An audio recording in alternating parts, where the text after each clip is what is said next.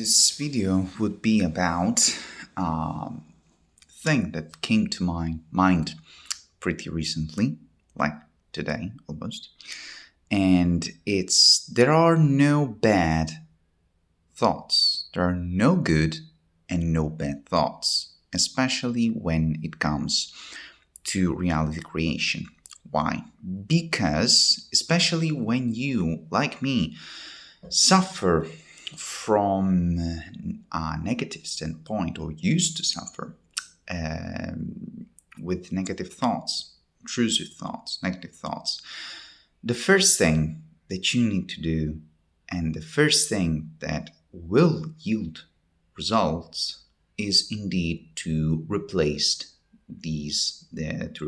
to affirm the contrary of these thoughts, to prove them wrong. But that also makes them something that you label as bad. And that's another subtle way that they actually use to become more powerful that you want. Because ultimately, everything that we are doing here against depression and in reality creation is basically trying to overcome these default settings, these circumstances, indeed, these weeds that grow in our mental garden, these parasites, these viruses, these ailments, these demons, whatever you want to call them. And the ultimate weapon, as Buddha and all the mystics recognize, is to completely ignore them because basically they feed off of energy. They are energy and they feed off of your attention and the energy that comes with it. Because, of course, when you put attention, you put also your energy. Okay, where attention goes, energy flows. So they, of course, want the sweet food. Okay, they want your attention, they want your energy. And when you do fear them, when you label something as bad, as dangerous, you are actually giving it power.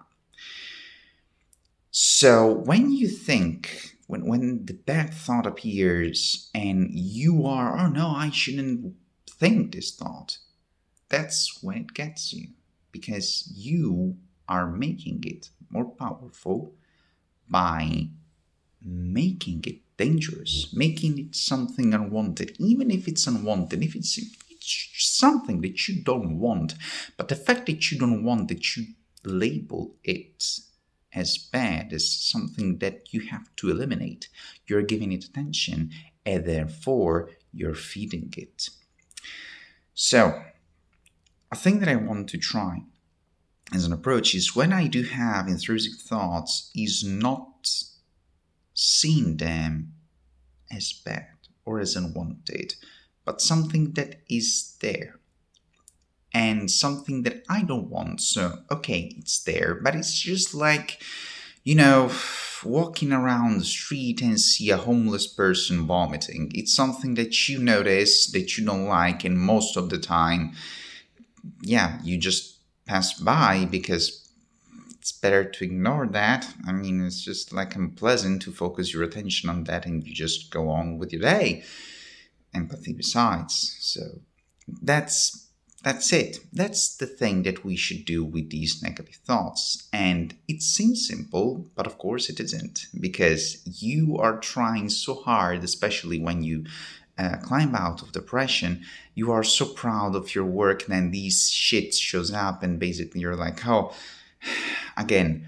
But in the moment that you recognize them as bad, as unwanted, that they shouldn't be here, that's exactly where they are going.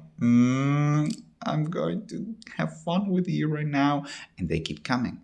But when you just go with, okay, it's the same bullshit again, whatever, and then you go on with your affirmation, with your thoughts, with your whatever, that's when you starve them out.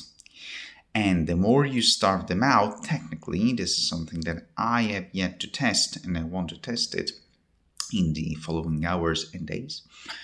Technically, the more the good ones, the good version, the actual reality shifting, the new identity will show up, will strengthen. So let's try to see.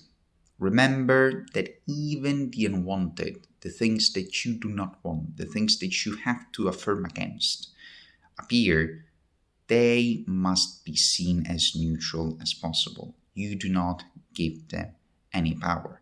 So label them bad will actually make them more powerful than they need to be. Okay? Thank you for your attention.